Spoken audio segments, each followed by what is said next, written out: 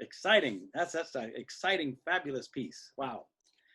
I am so pleased I get to introduce our next guest. And this is a guest that has been a friend of mine for many years. And so I'd like to introduce Ariel Quintana. And I don't know where Ariel is in this, but I think you have to unmute yourself, Ariel, and then please speak to us.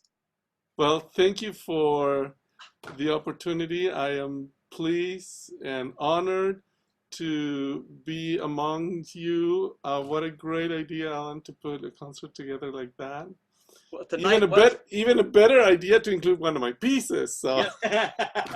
Well, you know, this was supposed to be our concert night, and it's probably just as well that we couldn't, since it's 100 and something degrees out there in Marin County where we would have been performing. Wow.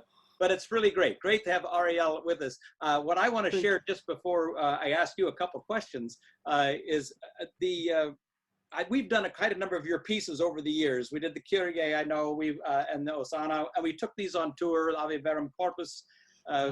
And I know that the particular one we're going to play here is actually from the Argentina tour. And the Argentina tour, for those of you who didn't know, my father was the one who helped me with tours because he, led tours for years. And when Dad passed and we were going to Argentina, I thought, man, I don't know. What do you think about this place? And so I called Ariel, and he was so helpful in putting together a schedule for us, and also connected us with Danielle Mayer so that we could sing together as two chorales in our final performance. And that's what we'll hear in a little bit. Yeah, is that performance. So that's really fun. But I did with the question I'm going to ask you, and are very similar to what I asked Sanford. It's really, how did this piece come about? Why did you write this particular piece? Well, actually, this was my very first commission piece. A friend of mine, Rob Eisted, who conducts the Pacific Chorale, he was minister of music at a Methodist church in Orange County, and the pastor was retiring, and the choir wanted to surprise the pastor with some gift. And they thought, well, why don't we commission a piece for that Sunday? And I said, okay, well, let's talk about it. And when he showed me the text went on and on and on and on. I go, oh my goodness, and you want me to write an anthem with all this much text? But I told him I needed a week. And, of course, I read the text many, many times, and I try to find ways, can I chop this off? Can I take this out? And it really didn't work. And then I thought, well, okay, so how do composers deal when they had a lot of text? And, well, some even attempted to put different lines of text in different. And I go, but the message is so important.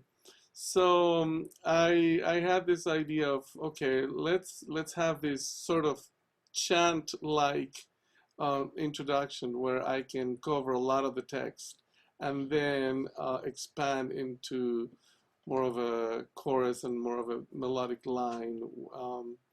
And I think that was the idea. And I'm very pleased that you liked it, that you took it, Alan, for publishing, and I've heard a lot of good comments from many people.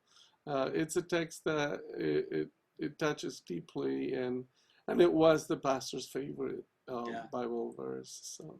That's really lovely, and it'll be lovely to hear. For those of you who haven't heard it, and there's some here that won't know this particular piece, because not everybody was on the tour. So we'll hear that. I did want to ask you one other question, because are you in Texas? Do I have that right? No, actually, I was supposed to be in Texas, but I am still in California. I will be flying with my daughter next weekend. Next weekend. Okay. Yeah. Well, I want to thank you very much for joining us for tonight. It's lovely to have you with us. Absolutely. Thank you. And it's an honor for me. Well, let's hear the Here I Am. It's from 2017 Argentina tour.